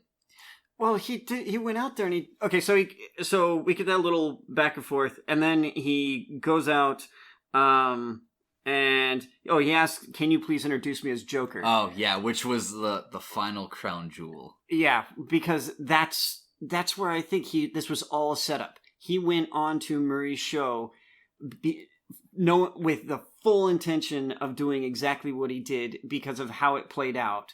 This behind-the-scenes stuff, he's doing what he has to do to get out there. He could have done it all right there, but then no one would have seen it. No one... Oh, I don't mean kill him in the back room, if that's what you got from what I said. No. I don't mean kill him in the back room. I think he wanted to do that on television. He went there with the full intent of killing Murray. Yeah. I did not mean to skew that. Okay. He meant to do it on television. Yeah. I meant more of how long it took him to finally pull the trigger. Because it seemed like he hesitated to go for his joke. He seemed like he was in the moment and actually enjoying himself for a little bit. And then Murray kept pushing him and kind of prodding at him. And he finally goes back into that disillusioned, he slouches over and he kind of finally falls back into his, fuck it, we'll do it how I originally intended. I think he was having fun with the moment. That's fair.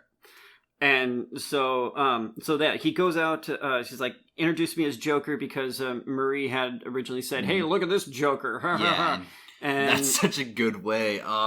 These last few scenes just sold this movie for me so hard. It's better when you can be given a name by someone else rather than naming yourself, because then you come up with something stupid. Take that, Zodiac Killer. Boom! Dead bastard. And so then he goes out and meets Murray. He does a little dance as he's going out there. He seems to be having a real good time. He plants a big kiss on Dr. Ruth. This poor woman.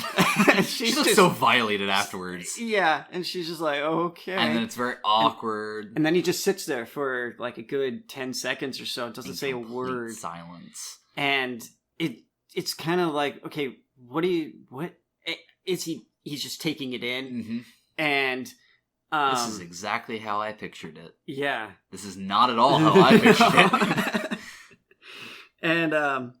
And so then he goes and admits to the murders of the three guys on the subway. Mind you, there's a lot of back and forth in this scene that just kind of leads to build up tension, but there's no point in us bothering with that. Well, I just want to add there. I didn't write down the dialogue anyway. Well, and I wouldn't expect... No, from now on, you have to do full transcripts of our movies. What do you think of the White House? Yes. Have you heard what... Okay. Just so you get my joke. Nope, got it. But they do cut pretty quick to the chase where he admits to the murders. And there's a moment of, he's kidding. It's part of the bit. It's like, no, I did it. Yeah. I killed those fuckers. They deserved it. Yeah, and they... Honestly... Self-defense for the first two. The third one he gunned down in cold blood. But you could say in the heat of the moment. Yeah, crime of passion. Could be construed. He's going to the psych ward anyways, doesn't really matter. Yeah. But there's this tense exchange between the both of them after he admits to it, where they're both kind of fighting in a battle of wills, it feels like. Yeah, because, Murray's in his element on his show. And he doesn't want to give it up. He doesn't want to just cut and shit, this guy's crazy. This is away. His ground. He's defending his ground, his home. Yeah, and he thinks he's a smart guy. Yeah. Most comedians, especially really rich ones like that, have made it big. They think they're pretty hot shit. He's trying so hard to kind of talk Joker down off his soapbox. And it gets to the point where he goes, "You want to hear a joke?" And, of course, nobody wants to hear the joke anymore, because the first two he told were dark. Yeah. I don't actually remember what they were. It was getting hit by a car. Oh, yeah. A cop walks up. Knock, knock. Who's there? It's a cop. Your son was just hit by a car and killed. Hit by a drunk driver and killed, and nobody laughed. And Dr. Ruth is like, that's not funny at all. You don't joke about that. It's like, And here's where the line "comedy is subjective" comes in too, which is big. It gives a whole so comedy is subjective, and everyone has their own take on it. So you can think some things are funny and some things aren't funny, and so what's your take on this movie or his comedy, or and what's your take on his reality? And so that's it makes it gives you another way of looking at a new perspective. Yeah, on a new perspective and a new depth to a lot of what gets done. And there's also a good rant in this about how the people above the others in Gotham have been telling them what to do and how to do it, and what's funny, what's not funny, what they can and can't do, what they can and can't have. Yeah. If I was beaten up, bloodied on the street, nobody would have cared. But because it was those Wayne guys, they of course got attention. Yeah, I mean, and it's people end up dead in our streets all the time. Yeah. You don't hear about it. But one rich asshole dies somewhere in the Bahamas, and it's all over national news for days. Yeah, and so it's happening in our real world, unfortunately. It's a parallel, and it kind of crescendos up to him telling one final joke, where he just cold-bloodedly shoots Murray in the fucking face. Bam! right through the eye. Freaks everybody out. The crowd starts panicking. He's just kind of sitting there. He looks proud. Yeah. He looks happy with himself. He's smiling. I don't blame him. No, I would have been too. Wait. In post, cut that. No, I mean, it's a movie, so let's take that into consideration. Yes, this is a movie, NSA. But, no, I sympathize with his character. Yeah. I really do sympathize with him, and so I don't have, I mean, it's like, no one wants that as to be your outlet, but, I mean, in his case, I sort of get why he goes there. He doesn't have anywhere else to go. The funding was cut everywhere else. Yeah, all the things that was keeping him together is now gone. He lost his guardrails.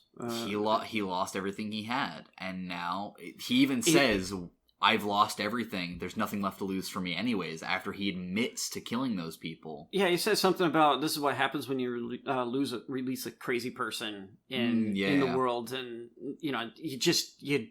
he runs out of choices. Yeah, and you released a crazy person into the world, and you left him with nothing to live for at the end of the day. Yeah. So he goes crazy. Some other stuff happens during the scene that I don't remember. He gets up, he shoots him again. He shoots Murray's body again a couple times, just to make sure. And then he goes up to the camera and starts saying something. He was going to monologue, and then he gets tackled. Yeah, well, it cuts out, and you get the Indian head. Mm-hmm. The technical difficulties. Technical difficulties, yeah. And then you see him in the psych ward at the hospital. Yeah, okay. And, or no. No, yeah, that's the end. That's the very end. That's the very end. You get him, so then he gets arrested.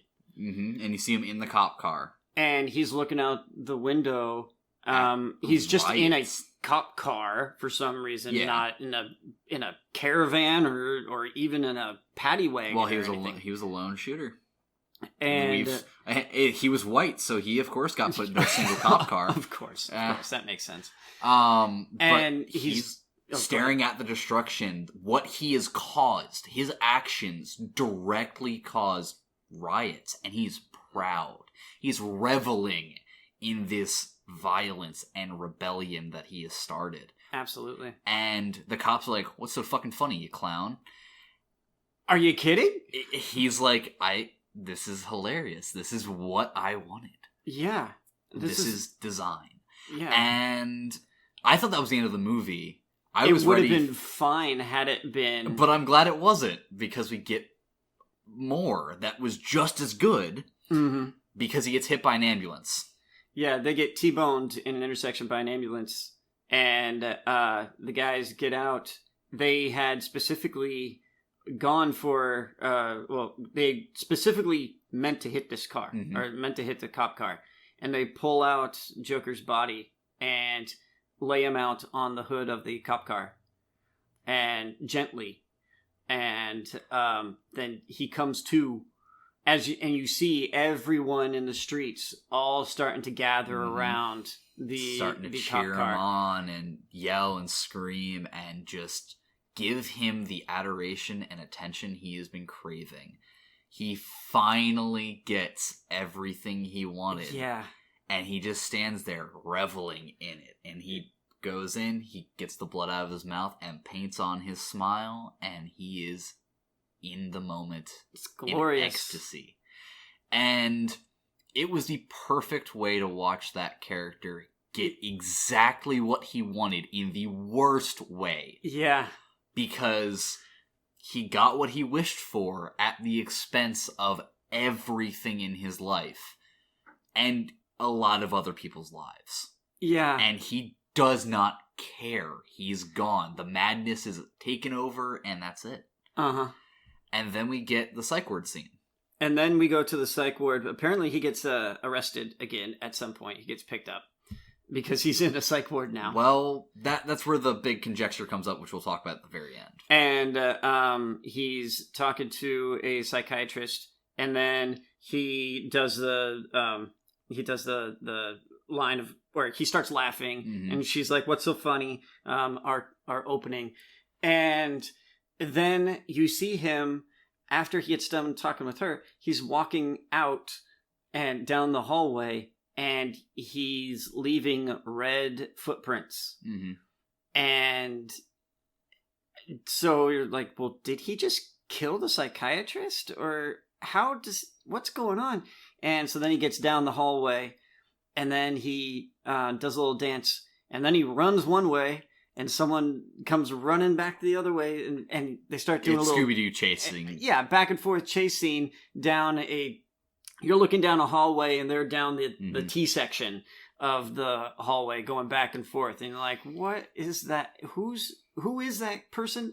We assume it's an orderly. Yeah. I wasn't sure if it was like another person, like another crazy person, or what. And yeah, so, and that's how it ends. Okay, now we're gonna... Before we do the conjecture and discussion part of this, what would you rate this movie? I mean, I kind of hate myself for liking this movie as much as I do, because it's someone's descent down into madness and how terrible that is, and where you never want to see someone go. But at the same time, it's so good. And I think it's a 9, an 8 or a 9. I'm way up there. I mean, it's beautifully shot. It's beautifully acted. I like the characters. I like the performances from everybody. I like the story. I like how he came to be what he became. I thought it was a great story. If you want to look at it as he's the hero of his story, you could probably do it that way too, and it would be a lot more, it'd be better of him overcoming and triumphing towards the end, and I really enjoyed it. So yeah, it's an 8 or a 9 for me. I think I'll go with a 9. I agree with 9. I said at the top of the show, so that those who didn't want to sit through the entire spoiler part could get our at least my rating out of it. Definitely a 9. It was well shot. The way they handled a lot of media handles mental illness and kind of we'll name drop it and then we'll never bring it up again. Yeah, we don't. I mean, no one really wants to talk about it. Let's be honest. This movie, it's kind of scary. This movie full frontaled it. Did not give a shit about your feelings. Just threw it in your face. It was like, this is what he's struggling with. Isn't it his laughing thing a bit like Tourette's? It's basically the same Tourette's. Trigger as Tourette's. Yeah, okay. It's in your face about it, and it doesn't pull any punches. It shows you the nitty gritty of some of it, and a lot of it's over dramatized, but none of it's fake. Like, I'm not sure how to explain this. I grew up dealing with mental health issues. My family has been predisposed to it since a few generations back. So I've watched all of these different symptoms show up in my own family. So seeing it done well in a movie is encouraging, because a lot of other media just handles it shittily or doesn't handle it at all. It's taken seriously. Where did you ever see the new Predator movie? No, but I know what you're gonna bring up, and that annoys me to no end. The busload of mentally ill people and how they don't handle it very well at all. Yeah, it's. Yeah, a lot of media just decides, we'll make a tongue in cheek joke. Nobody will care, but then people who actually suffer from that do care. Yeah. And stuff like that. It did a very good job at not pulling the punches. Yeah. It was shot well, acted well. I agree with Justin on all counts. The only issue I really have with this movie is we don't get a very good sense of time. Yeah. Well. We kind of do. We get some structure to his days, but we don't know how far these days are apart. We don't know how long it's actually taking to transpire. Yeah, did it take 2 weeks? Did it take a couple months? Did it take a week? Did this all happen in 1 week? Did he just have a very shitty week? We don't know how long this is taking. Day. So it's really hard to put into perspective, but at the same time, with how unreliable our narrator is, I'm perfectly fine with us not really knowing. Yeah. So, I like the unreliable narrator. It's a good trope. If done well, it's a good trope. There are a lot of movies that just don't do it very well at all, and they kind of just give you shitty narrators who don't have a reason to be unreliable narrators. Well, it's I think with Thanos as well, for example, where he was going and killing everybody, he kills half the population. He says, "Look, it's a paradise now," and it's like, yeah, no, probably not, and you're an asshole. Yeah, And so he was an unreliable narrator, or what he was talking about his own world and how it fell apart. And it's like, yeah, but this is just your perspective on this. And so could we get some other perspectives, because you may not be telling us the actual worlds that you've already done this to. Yeah. And so I really enjoyed the unreliable narrators because it creates so much I don't want to say confusion, but different ways of looking at the same story and saying what is real, what isn't, and being able to actually have a discussion about a real film, unlike something that just sits there and says, this is where it is, and there's no way of even talking about it. It's just, Angel has it's broken his boring. hip and fallen. Exactly what that was. Yeah. And it's just boring how that plays out, because you're like, okay, I got it. But this gives you a lot of different things you can talk about. And so do you want to do your part? And as you were saying in the car.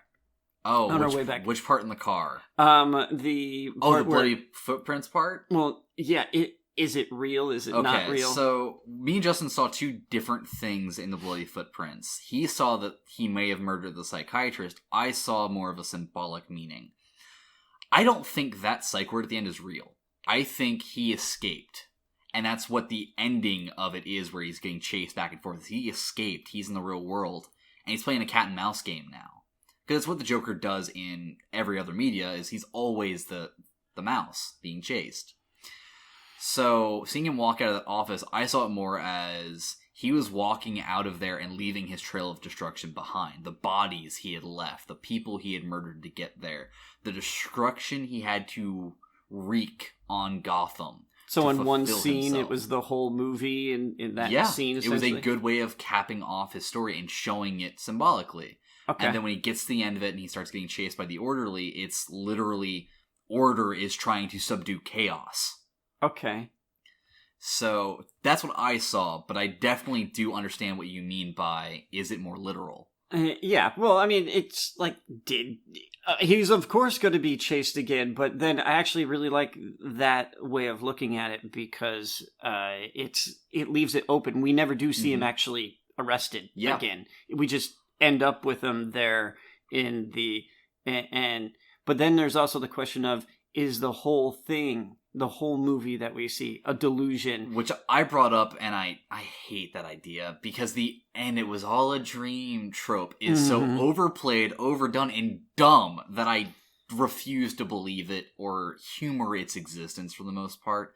But it is something I like bringing up in these sorts of subjective movies, because there are those directors who will one day come out and say, "Oh yeah, it was all just a dream," and that would just piss people off. Yeah, that'd be the worst. It's like, oh, I missed his meds that day, and we just saw a psychotic delusion. Yeah, he went into a mini coma of his whole thing, and this is what he would have done had he been able to get out. But he's never been out. Don't worry, people. Yeah, don't crazy. Worry. Just stay in the closet. Stay in your fucking cell. Do you think his mom is actually dead? No. Now that we've discussed it, no. I agree. I don't think he killed her. And I think that is... I don't know how I feel about thinking that she's not dead. Because, I mean, she's gonna die anyway. She had a stroke. She ain't going anywhere. She's not really in good shape. But, yeah, I know just how it played out didn't seem real enough. It feels too convenient. Yeah. It feels overtly just way too convenient. And he was able to get out and no one bothered. No one even was after him about his mother's death. They didn't mention that at all. And so, no, I think she died metaphorically in, as you're saying, you're dead to me type thing. And so then he walked out. And, yeah. Because that's the only, I mean... It's the only way it can really work without clashing a little too much, in my opinion, at least. Yeah, and the fact that Joker is the unreliable narrator, you can get away with that sort of thing and leaving it more abstract. So I really, Joker's mom's alive. Damn it. Yep. Well, probably not. She probably died from the stroke. What's her Fleck. Penny Fleck is alive. And her. Penny Fleck lives. But there is something you wanted to bring up. Penny Fleck. I'm writing it down. Fleck lives. And I want to hear your full thought on this. Is this Joker true to the other Jokers that we've seen? Is this a real Joker, or is this? I mean, I don't know. I don't know I don't know if it is. I mean, yeah. Is this a real good Joker prequel? Is this a good opening to Joker? Is this a good introduction to his character that we see in all kinds of other media? No. I would, if you're comparing him to the other media as, like, if you want somebody to understand Joker, you show them this movie. No. Because every Joker is so different in their own ways that I don't believe there will ever be a movie where you go, this is the Joker origin story you want to watch. Because even in the comics, for decades, we've been reading different Joker origin stories. Because every few years, the Joker changes. So, with movies, I feel like it's the same way. If you set this one aside and Heath Ledger aside, and said, is this the same type of origin story you might use for this character, I'd agree. Because they are very similar. He's a bit more methodical. Heath Ledger's a bit more methodical and planned out, while Joaquin Phoenix is much more sporadic and emotional. Yeah. So those are the only two real clashing points between them. I don't actually remember where I was during my rant, but your question was, do you believe this is the true, like, a good... If somebody was going to be introduced to Joker, make them watch this movie? Yeah. I disagree. I do not think this would be a good movie because it does not connect to all of them very cleanly. Do they all connect to each other very cleanly? No, and they're not supposed to. So the running theory is that Joker's actually 50 different people. So that would actually play into Joker being old when he goes and meets Bruce in this, and because he would be geriatric, and then we get Heath Ledger's Joker, so that would Joker make some isn't sense. a name, it's a title. Okay. Or the multiverse, which is what actually is canon, is it's multiverse, but before multiverse was confirmed, everybody was like, it's just a bunch of different people. There's no other way for it to work unless it's a bunch of different people. Yeah, a whole bunch of people going just nuts, giving them some excuse to go nuts. And that's why they all had different backstories, why they all were slightly different, that's why they all had different variations, why there were some that were crime bosses, others that were just lone murderers. It wrapped everything up in a neat, nice package that, while yes, it kind of sucked, it also made other stories still canon and having fun. Yeah, because I kind of think that sucks a little bit. But it was before the multiverse was a thing. I'm not a big fan of multiverses either. then you're just not going to like comics, which is why you don't read them anyways. Probably, yeah. Because you got, I mean, it's like, oh, which one is that from? And it's like, oh, I don't know. It's like, but it's complicated. Like, and so that's actually one of the reasons why I really like the MCU, because it takes elements from each thing. Yes. And just says, nope, this is the one, and it's like, oh, that makes it so much easier. But Because no. I like that there's a lot of different stories out there. There's a lot of different backstory, and so you can pick and choose different elements that work together, and that you can create a tapestry of in a character. Because sometimes they do really good things with some characters, and then they do really terrible things with other characters. All of the X-Men. Yeah, in the same universe, and you're like, but I don't want to take the bad with the good. I want just all good, and you've done it. You've just sprinkled it around all over the place. So this is all good here, and yeah, I like that, and so I really like this Joker, and I would say that this is a good introduction to who he is. And so that's really what I was getting at with my question. Is this a good introduction to that character? I wouldn't show this to someone who didn't know who Joker was. I don't think they'd get it. So you think that they need to first if I was going to give see him them as a fully formed Yeah, villain? if I was going to give him Joker, or like if I was going to show somebody the first Joker, I'd show him Heath Ledger just because that's my favorite Joker. I feel like that shows... Yeah. It shows both sides of what Joker is in the comics. Okay. Because Joker is, in the comics, he either is a criminal mastermind who runs an organization who does everything for him, Yeah. or he's a lone gunman sort of deal. Heath Ledger kind of pulls both sides of that pretty well.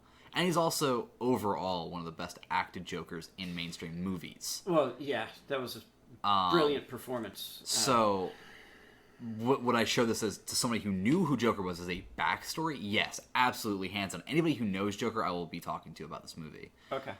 But I don't think this would be a good introduction because you don't have context. Okay.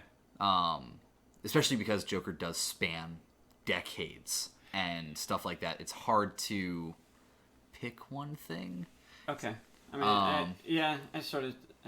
And I also feel like this is a bit too intense for a lot of people.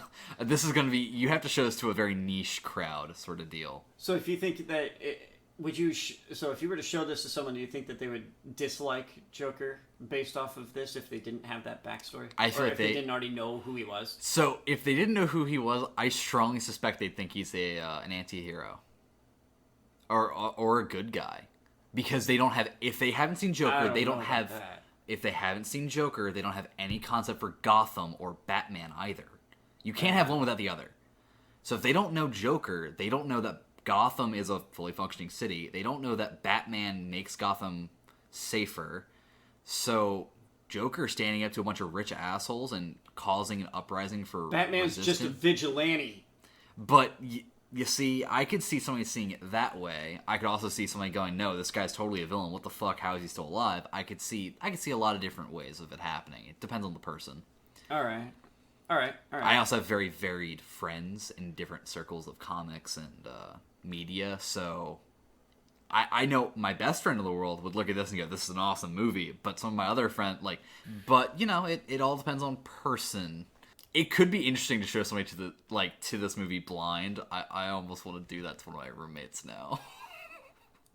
She's somebody who she watched The Thing when she was a kid, so I'm not too worried about it freaking her out. I'm more worried about how she's gonna react to the not the MCU, but DC afterwards after seeing it, because that could shade somebody's entire experience with DC. Yeah. Well, I mean, jeez. But yeah, this movie is apart from everything else in that. Yes, in it that shows series. aspects of everything, but I don't think it shows aspects well enough to be a good catch-all introduction. Mm-hmm. Because it does hyper-focus a lot on his descent into madness, but there are other parts of his character. Yeah. So no sequels, though. Yes. When I was looking up if it had an end credit scene or not, it showed an interview with the director. He said that there is a very, very, very slim possibility a sequel will ever be made, and he said he would not be in charge of it. No, don't do it. Who is the director on this? Todd Phillips. Writers Todd Phillips and Scott Silver. Fantastic job, everybody. Yep. This was... You get the Oscar. Todd Phillips, Scott Silver, fucking amazing jobs. Yes. All right. anything else we want to say about this here artisan film? No, this movie is, aside from the disclaimer we gave in the beginning of the show, this movie is very dark, but it is definitely worth a watch as long as you're not faint of heart. It is it's a good learning experience to see how to write good characters who are descending into madness.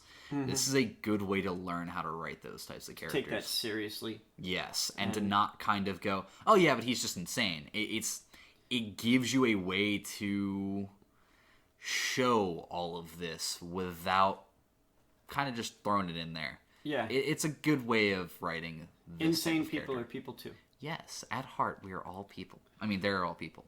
Yeah. So, but yeah, that's been our podcast. That's our podcast. That is the GreyVillain. Next week, Gemini Man. Oh, I don't know what else is out. I don't think anything. I think it's just going to be body double Will Smith. Yeah, it's gonna look terrible.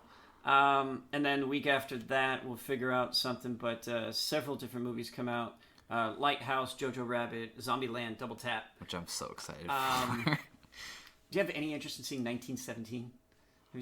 I do. I have seen interest so in, many trailers. I'm interested in seeing it, but I don't think it's going to be interesting to review on the podcast. Yeah, I don't think it would. I think it's going to be a little too boring. Terminator Dark Fate coming out November 1st. Yeah, gonna get that one too. Anyway, Facebook, GreyVillain Podcast, Twitter at GreyVillain Pod, YouTube, GreyVillain. Like, comment, share, subscribe. Argue with us in the comments why this movie is awesome. You're not going to get any disagreement. Yeah, no. And if you start arguing with us that Dark Crystal isn't bad, I will find you. And I will be sure to bring a pair of scissors with me. We're going to take that damn crystal, shove it up your ass. So you Jesus Christ, get the darkening. So bad. Yeah, it is. It really is bad. That Don't show watch is it. so bad. Don't watch The Island either on Netflix. Yeah, don't do that. Netflix is just a whole bunch of bad nowadays, which is probably why Disney is not going to advertise on any allow of their them. stuff. Oof. Yeah, Disney said no, you're not advertising on any of our shit anymore. Everything you do helps spread the word. More interaction means more eyes and ears for us. So please talk about how awesome we are and our villainous attitude. Yeah, no? Stay cool. Stay cool. Peace.